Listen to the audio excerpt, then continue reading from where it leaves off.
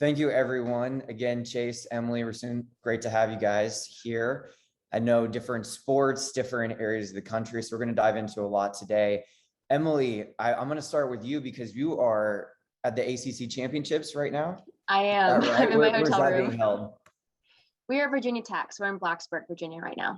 Okay, got it. Chase, you're out in LA, and then Rasun in Dallas here. I'm in Dallas as well. So, well, I think this is going to jump right into it. Speaking of, you're at a championship right now and also at our summit. So I really appreciate the time here.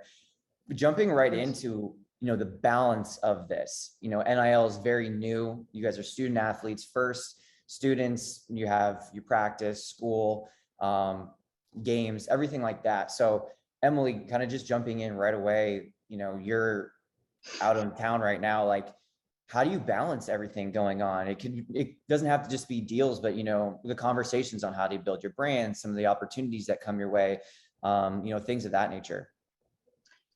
It's definitely been a learning process. I think that that's something a lot of athletes are kind of navigating right now and trying to figure out for themselves. But for me, I'd say it's definitely been beneficial I like to do a lot of my NIL work on the weekends and then try and focus on school and practice during the week just because I don't have a lot of free time. But it's something that comes naturally to me and I really enjoy. So I can kind of do it in my spare time while I'm walking to classes just on my phone, and it's really convenient. And that's something that I appreciate about it. But it's definitely important. You can let it take up way more time than it should. So it's something that I've definitely had to kind of learn and work through over the past few months as I've gotten more into it. Yeah, I mean, we started in July, we're here in February. I mean, I'm sure you've learned a lot. Like, what were those progressions from, okay, maybe I need to post some more, or here's what some brands want, here's some different kind of conversations. Now that we're 7 months into it, what's really changed for your mindset? It's actually a great question. I at first was a lot more active on Instagram. I was really worried about like making sure I was posting every day. And I've always been super big on posting stories throughout the day and just kind of keeping people updated with my life. But I got more into TikTok recently and realized that TikTok it grows exponentially faster. So I don't have to worry as much about having a post every single day on Instagram. I like to focus more on just stories. And then TikTok has been something that has been a lot more important for me as I've gotten more into it to really grow the following and let people learn what my brand is about. Got it. Love it. Chase, you and I first connected on LinkedIn. I actually was talking to someone yesterday, telling them who was all on our panel. And they were like, I've been following Chase since he was like 12. He's been putting himself out there since day one. So I see it everywhere. What's that balance like for you? And, what have you been involved with? Yeah, so I actually started social media to keep in touch with guys that I met while bobbling at Elite 11. So that's how it started out. But now I'm using social media primarily for content creation. I think the last panel touched on it greatly, where they talked about student athletes as content creators, and we always have been. We create value in content for our universities. It's just now we can profit off of that. And with this opportunity, it's really an empowerment opportunity. And those who use social media to create that content and grow their name, I think, are finding themselves doing well in this market. Football was one of the first sports to see NIL, and now you've gone through a whole season. So what was that like during the season, and now that you've got to learn and go through that for the first time? What's it like sitting here in the off season with still some obligations and still have school? Where's that? Where are you at with that? There's definitely a lot more downtime that can be allocated.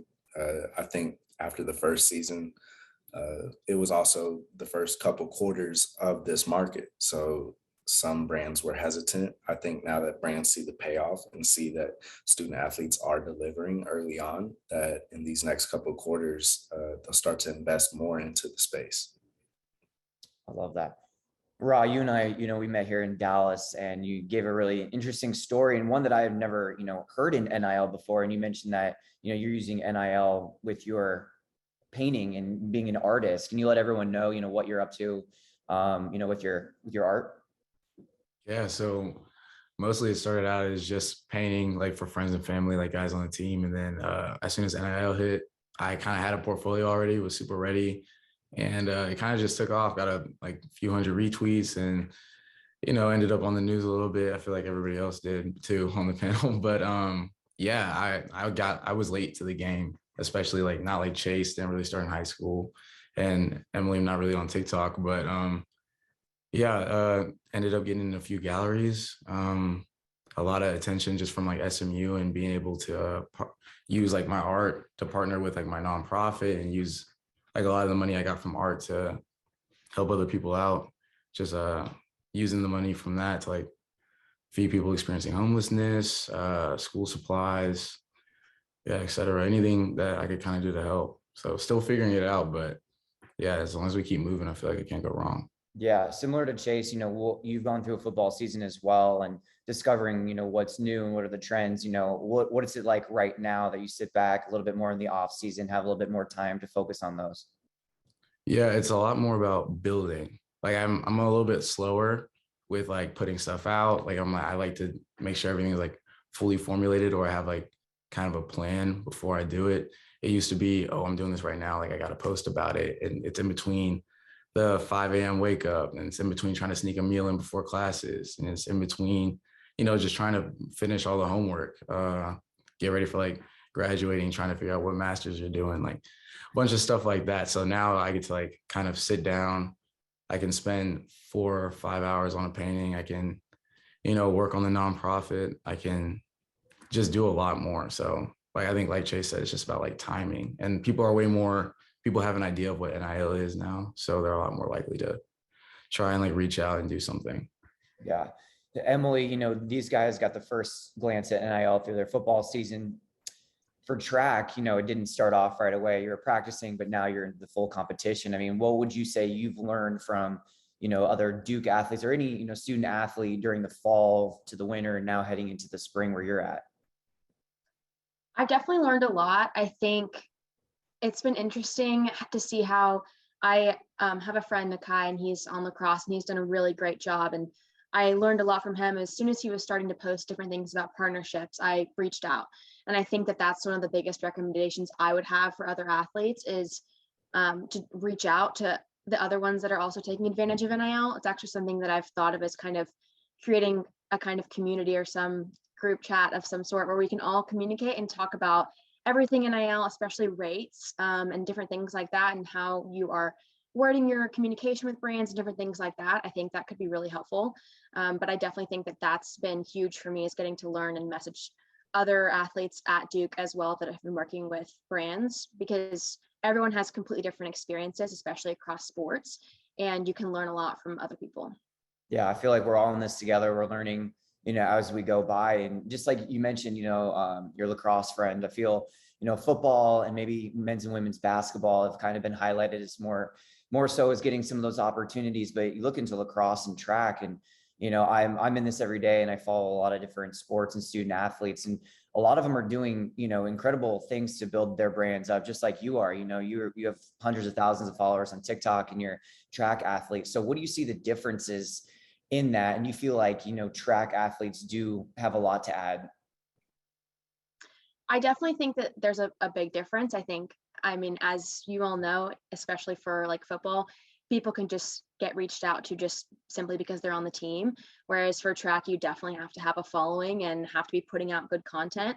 And I think that's definitely an aspect where NIL has a lot of room to grow, is that there aren't a lot of track athletes being taken advantage of right now. And the fact that they are highly followed and they are putting out good content, but maybe they're not reaching out to brands as much, and brands aren't realizing that they exist. And on the flip side of that, though, is that I think there's a ton of potential for NIL to help the track world grow, because it generally doesn't get that much coverage. And I think that a lot of people aren't like, oh my gosh, the NCAA track championships are on, let's go watch. Like, it's just not something that people do right now. And I think that that's something that could really grow as different track athletes grow their social media pages and work with different brands and create a name for themselves. Chase, going to that, like, have you had other, classmates or student athletes in other sports reach out to you for some guidance and some help?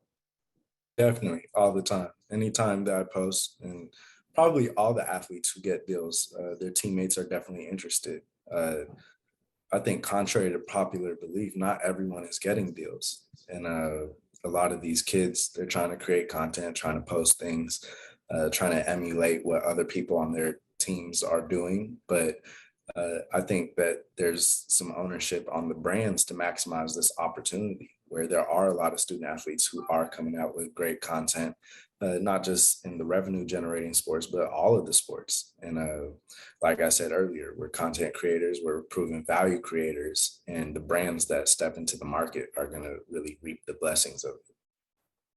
I'm on a lot of different brand calls, and I know there's a lot of brand marketers in the audience right now. So I want them to hear from you guys as far as like the daily lives and what goes into this. And I think that I've seen too, there's more brands that want a lot more diversity amongst sports, and really just looking at social media followings and how they can help support and elevate their brand versus that, these people are on TV, more than others. And so I do think that that's becoming a little bit more of a trend, and I love that. And I think that, everyone can lean on each other a little bit more. Looking at football and Raw, again, going back to your season there, what's the conversation like in the locker room? There's wins and losses, and sometimes, teammates can view one or the other in a different way. And so how can you maintain, keeping true to who your brand is, and while like letting your audience know, hey, I'm here for football, but there's also still a life outside of that.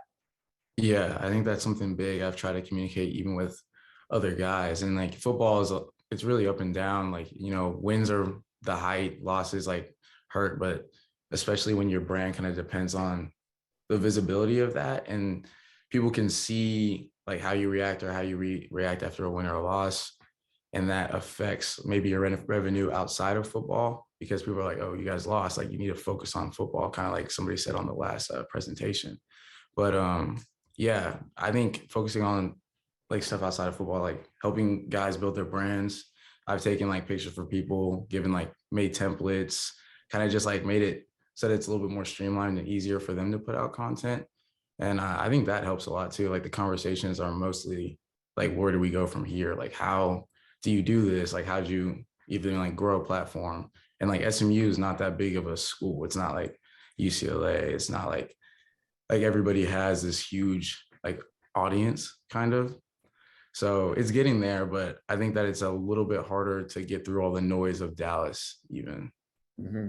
Yeah, to your point, I mean, each of you go to different schools and different levels of schools, and Chase and Raw, you're in bigger cities, and Emily, Durham might not be at that magnitude. So maybe I'll focus on a smaller community like Durham and the North Carolina area. What's the community been like as far as NIL, and really like embracing the changes, and how maybe local brands and companies can get more involved?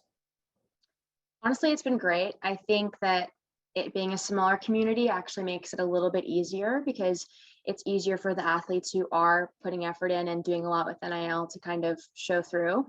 And I've loved getting to communicate and work with different brands that are around. I think there are a couple of different restaurants that have reached out, and I love getting to work with the different marketers, because I mean, people have great ideas. And I had one, and he was talking all about like creating a special and like having a run club. And it's just like, there are so many different things you can do with these different local communities, and people love getting involved. So I think that that's something that's definitely a benefit to being in a smaller community.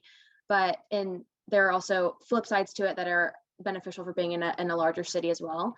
But definitely Durham, I love the community there, and I've been really grateful to have the partnerships that I've had.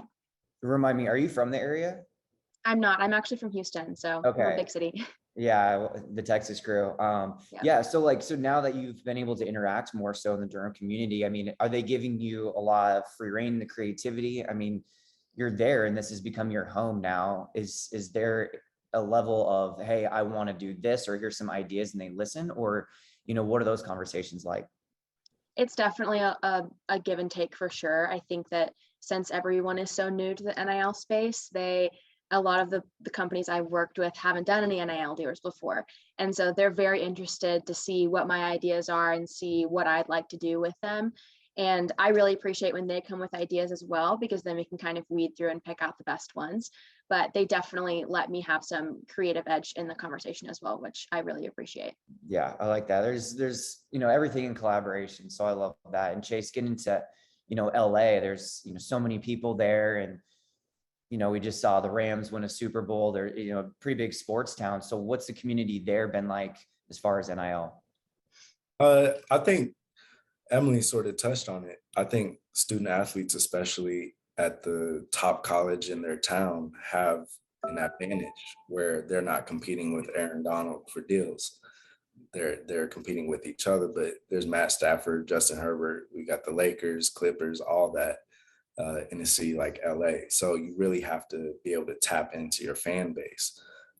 I think as far as magnification over social media and perception, it definitely helps to be in LA.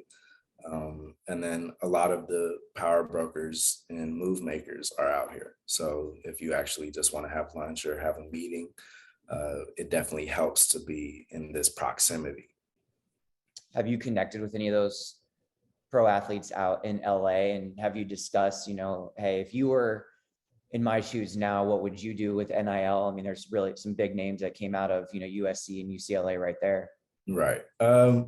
Not really so much as far as alumni, but as far as the UCLA community and the Bruins who have come through, and not necessarily athletes, but those in the business side have definitely been supportive and have given great advice.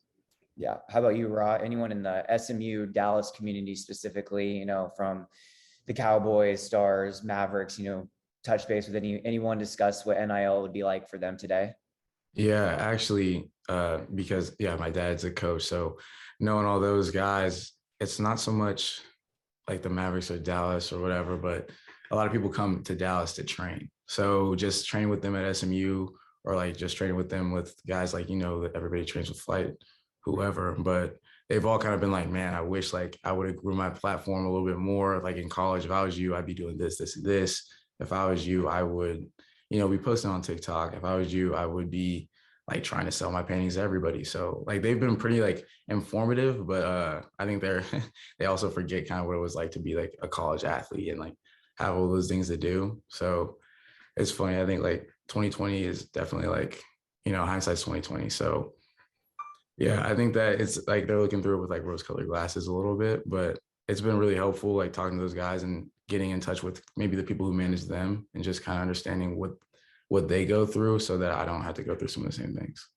It's got to be interesting, as a professional athlete, and some are specifically more in the NFL now. A lot of them were on the NCAA football video game, and that went away. Now there's talks of maybe that coming back with, we've learned a lot going through different stages here in the group licensing and being able to use the name, image, and likeness on the back of your jersey and be able to sell those things. So that's what we're, I think what we're at right now is seeing some of those different trends and seeing some of the, creativity around it. I mean, NFTs are big right now. The group licensing and the jersey sales are in there. So, Ra, I'll go back to you. What are some of these newer trends that you've really looked at and maybe you want to get a part of? Yeah, so kind of with like the art and creating like brands and stuff like that, I think I have a lot more versatility when it comes to getting into NFTs. I can like get into selling them and just like talking to people who are in that space. I'll hop on a Discord every now and then. Ended up selling like 5 of them, but I haven't like really invested super hard in that space. But then also just looking into the trends, like, okay, student athletes want to create a brand. I have a camera. I know how to use Photoshop. I know how to use like InDesign. Why don't I just help my friends make one? So then, I'll just like start building like channels for guys and like show them how to like make a podcast. Like, hey, you need a DSLR, like go here. And I think like just following that sort of trend and just like seeing and listening to what people want has helped me the most. But other than that, really that's it. Just trying to listen to the guys, listen to like some of the girls, especially on the track team. Just that's really it. Just helping them out. A lot of power and collaboration. No, I love that. Emily, how about you? I know, unlike football where now they're looking to jersey sales, what would be unique for track and field and what you want to accomplish in some of these newer trends? I think something that be unique is definitely it's more on like the fitness side. So a lot of people are a lot more invested in different things like nutrition and kind of different routines that you have for training and recovery. I think that's super huge in the track world. And I've seen a lot of traction on my different posts that I put out with like, different things for hip tightness or morning oats recipe, different things like that. I think that's definitely something that's more niche to the track world and people are a lot more interested in, and I like taking advantage of. And correct me if I'm wrong, you wrote a book, right? Or you have a book? Yeah, so I am in the process of writing a book, and it's called Athletes. So it's EATS at the end. I love that. And thank you. And it's basically, I went through high school, and learning how to properly fuel my senior year is 100% the reason why I was able to be running at Duke. I didn't have the times I needed to my junior year and was able to make a big transition. And I just wish there had been some simple to understand, easy to read guide to sports nutrition for athletes. And something that I did was I interviewed a bunch of different elite athletes like April Ross and a World Series champion, a bunch of different people, and asked them what they wish they had known when they started their athletic career. And I gave them each a chapter. I take a core lesson from their story, and then I have a recipe at the end of the chapter teaching you how to put it into practice. So I'm really excited to get that out there and be able to help the next generation of athletes reach more of their potential because they're able to get that recovery in earlier on in their career. That's super unique. No, I love everything about that. And when can we expect that to go hit the shelves? In September, I'll be publishing in September. Awesome. That's great. And Chase, what about you? I see you everywhere. You're speaking a lot, learning all the time. What are some of these new trends that you want to be a part of? Right. Of course, like everyone on this panel, haven't reached the level of success in this space that we want to. And we, of course, always want to grow. So I'm focused on content creation, but I'm also focused on being able to give back, whether it be adding community value to those around me by donating a piece of all my deals to the LA Food Bank backpack program. But I'm also doing a venture. It's already been started in January, and we'll pitch at the upfronts in March. But it's with Uniworld Group, which is the largest multicultural advertisement agency in the world. And basically, there's a whole bunch of BIPOC creators that aren't represented well, that aren't given the tools for production, and they have talent. And we want to create a space where they can be mentored and have the ability to create magnificent things. And so we'll pitch those in March. And then I'm also focused on the financial education side. A lot of these student athletes, especially in revenue generating sports, are Black. They come from low income households and they need guidance. And not just the ones who are going to be pros. Of course, there's already a whole industry that is revolving around educating these athletes who make it to the professional world and protecting them from the other industry, which is reaping off of them. But there's also a whole bunch of student athletes who are the first ones in their families to go to college, who are the only ones in their towns and their high schools to be at the schools that they've made it to, where if they get the tools early on how to invest, how to budget, how to pay loans, how to pay a mortgage, then that can really set the stage for their economic upward mobility for generations to come. You all are superstars. And honestly, this is what I was hoping with NIL. There's so many cool stories out there, and I'm glad you all are sharing that with everyone. I mean, each of you have a unique way, but really wanting to give back. And that is so great. And, just like to touch on your point, we all want sports to last forever. It's all fun, but setting yourself up for life after sports, that's the reality for it. And how, Ra, I'll go to you. How has NIL really helped shape life after sports for you? Yeah, I could talk about this for 2 hours, but yeah, mostly before NIL, I had to have 2 accounts. I had my one with football that had more followers, and I had one with maybe 600, and it was where I used to put my sketches. And obviously, if something's not making you a ton of money, you can't spend that much time on it, especially with the schedules we have right now. And as soon as NIL hit, it just allowed me the opportunity to kind of become more of an artist and invest more in my skills. And then also turn that into almost, something that okay, now I can kind of tell people why I'm investing in this. I can bring it in a bullet portfolio. I'm no, this is how much I made. This is what I'm doing. This is who I can help with this money. This is where I can go. And I can I feel you can turn stuff into a real career once you show people how you've done it so far. So yeah, NILs like allowed me to really give like my nonprofit some visibility. The arts definitely been taken off. Like I wasn't allowed to be in like galleries, or if I was, I wasn't allowed to be there because like name, image, likeness. I couldn't have like my name on my pieces. Couldn't really do anything other than do it for fun.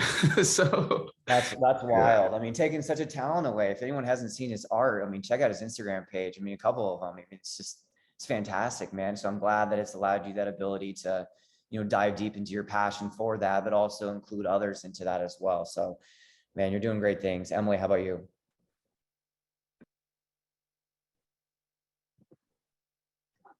Sorry, I couldn't get my mic to unmute. What do you mean, like an aspect of like at Duke as well, or? Yeah. Just in general, your life after track, Yeah. the things that you're working on, maybe it's your book or, other aspirations. What has NIL really allowed you to, in your mind, Yeah. after school and after sports, take it to that next level? So I think it's been a tremendous help. I think that the biggest part of it is whenever we're putting effort and time into our social media followings and our content and our brand that we're putting out right now, it's not something that we'll lose whenever we graduate. We've got our platforms, and that's something we can keep with us for the rest of our lives. And the people who are invested in us aren't invested in like just the Duke athlete. They're invested in you, and they're invested in Chase, and they're invested in Rasun. So it's like whenever you graduate and you move on to bigger things, I like those people will still be with you. And I think that that's a huge add. And I'm really grateful that that's something that I'll be able to have, especially with my book. I think that I'd love to create more of a brand around healthy living lifestyle and learning, helping younger athletes learn how to feel properly earlier on. I think that's something that I know that's something I'm very passionate about. And so I love that I'm getting to build an audience around that now that I can carry on with me in whatever career I want to take afterwards. Yeah. So we're looking at book number 1 and then book 2, 3, 4, and so on and so forth. Is that I what don't we're know looking about at? that yet. It's been a lot of work to get the I book can out, imagine. but I'm really excited about it. Yeah, that's great. Chase. I mean, other than what I mentioned, I think down the line, I want to build generational wealth, and I want to be able to give back through either philanthropy or public service, and do all of that while maintaining my faith. Until then, over these next couple of years, I still have 3 years of eligibility here at UCLA. I'm getting my master's now. Who knows? I'll get that next spring. So I got to find something else to get into, maybe even a PhD program. But sky's the limit. Over these next couple of years, though, I want to make sure that I maximize my time here at UCLA and be able to give back to as many athletes as I can, because this first cohort of athletes is setting the stage for how brands and athletes interact down the line. No, I love that too. We've got a little bit of time left here. I'm going to kind of dive into, I hear, building the brand, what you want to do afterwards. Now that, using NIL to your advantage for the remainder of your, college careers here, what are some of these limits that you all are willing to push, whether it is to, make your art, raw into an NFT, or really, think outside the box? What are some of these, creative elements that you really want to push with your time left in school? Yeah. So with me, I feel like after like getting all these skills in school, like the Photoshop, InDesign, like just like branding work that I've just been messing with, even when I didn't really have, like the opportunity to use it. I think it's given me kind of the tools to take it as far as I want. Like I even like with the nonprofit, I can do all the branding myself. I can like talk to people. I know how to pitch. I know how to do a ton of stuff like that. So I think like I want to take it super far. Like I want to be like a James Carey Marshall. I want to be a Basquiat or like an Andy Warhol, whoever one of those guys. But now with NIL, I can definitely start that now. So it's been really interesting. And I feel like Chase said, we're the first like cohort of athletes to kind of figure it out. So I think like if as long as we start finding people along the way to help us with that, then we can take it as far as we want to. We had someone drop in a question here asking if you would drop an NFT of your art, or if you have already. Yeah, I can I can link myself right here. But yeah, I've got some on my Twitter, some on my Instagram, which is like RA5UN on Instagram, first and last name on Twitter. But yeah, I've got a ton. I'm working on a different series right now where it's all about like artists and just like kind of using their influence to paint portraits of them. It's great. And Emily, how about you? I know book is a lot, it's taking up some time, and, we'll stick to the first one right now, but, are there other things that you're willing to push that limit on, whether it's creating other personal brand items or websites or anything like that to really come full circle on your social media? Yeah, for sure. So I think the whole world of crypto and Web3 and everything like that, I think there's a lot of potential with it. And I even had a call kind of last week through my agent, Michael Raymond, and they were just educating us on different things like that. And there's even a company who's talking about doing different deals with like putting out a shoe design. And so you have the physical shoe, but you also have the NFT that goes with it, and it being something that you put out as you only have obviously a limited number of them. And I think just there's an infinite number of possibilities like that you can go through and put out. And I'm really open to all of it. I'm very excited about the whole space. My sister is actually in charge of like the crypto portion of a hedge fund. So I'm very interested and involved in that space, and I'm very excited about it. That's great. So the crypto thing is a little above me right now. I'm trying to learn every single day, but and Chase, I'll end with you too on this. What are you willing to push that needle and, do something a little bit different that maybe you wouldn't with NIL? Yeah, I think Web3 is definitely interesting. More personal to myself. I grew up loving music. I've been playing the violin since I was around 3.5. And that was really the first thing that taught me how to learn and taught me how to train. And I've always loved music. Growing up, I made a lot of beats. And now that I'm in college, I have a little bit more free time, especially in grad school. And so I've been picking that back up. I actually have a SoundCloud. I might plug myself like Rasim did. That's awesome. I need to see that. I need to listen. Yeah, I mean, it's fun. It's a good hobby, and then it's great content because it's interactive and it's something that is true to myself. And like the last panel says, all about authenticity, both for the brands and for the people that they work with in their partnerships. And as athletes, creating that real connection where Emily mentioned it's not me as a quarterback, that's one aspect, but it's really from you to Chase Griffin. Right. I'll also add on to that a little bit. I think something that I thought of earlier when Rashawn was talking was about the different aspect of like brands being a little bit more connected, maybe after a win or less after a loss. I think kind of to his point, it's definitely more of like this whole new world of NIL and creating our brands allows us to have, it's like, it's been majorly talked about more recently, but having your identity in something else besides your sport.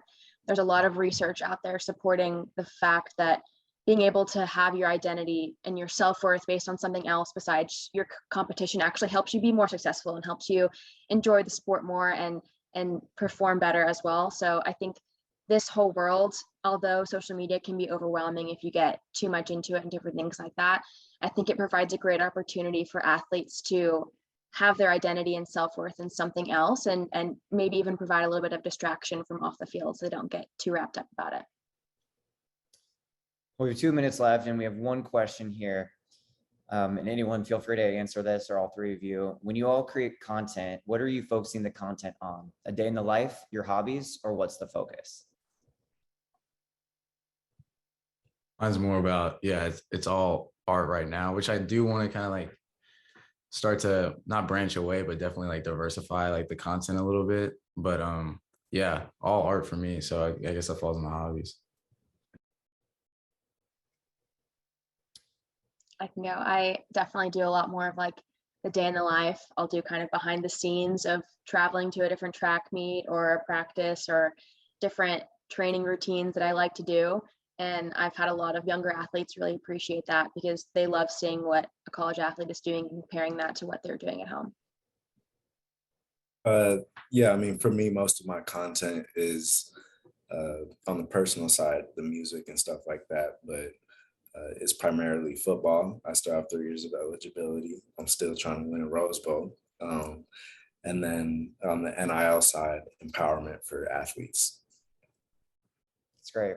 1 minute left. I have one question. You know, we've got a lot of different brands in our audience right now. You don't have to say a specific one, but, you know, all this being said, from building up your brand, creating the content, staying true to who you are, you know, what would be that brand vertical that if you could have, you know, a relationship or a partnership with, you know, what would that be? Emily, I'll start with you. I would definitely love to do some sort of sports nutrition product or even like a clothing line of workout clothes. I think that I'm open to any brand name being on that, but I think being able to put a product out that's like specifically through me that I fully believed in and supported would be really exciting for me. Amazing. Chase Raw. For me, it'd be more on the education side for athletes and brands on best practices. My major here at UCLA was public affairs, and we created playbooks and prospectuses for communities around us to best use infrastructure to help the maximum amount of people. And I see NIL as no different. It's an empowerment, equity opportunity, and for brands to deliver on a lot of the promises that they've made in the past, especially during the summer of the George Floyd murder. I think there's a lot of athletes who are primed and ready to make generational progress. And this is a great opportunity. It's a great time in college to start that. And all brands have to do is deliver on their word. All right, guys. Well, this was an amazing conversation. We truly have some brilliance in this room. The arts are alive and well on this panel. We've got music, we've got writing, we've got fine arts. Thank you, Chase, Ra, Emily. You guys are so impressive, and you are the future. Thank you for joining us. And I'm going to embarrass him for one quick second, but today is Patrick Hayes' birthday. So join me in wishing Patrick a happy birthday. I appreciate it. Yeah, 1 year older. Thank y'all so much for having us. It's been a pleasure. Really appreciate it. Absolutely. Thank you guys for joining us.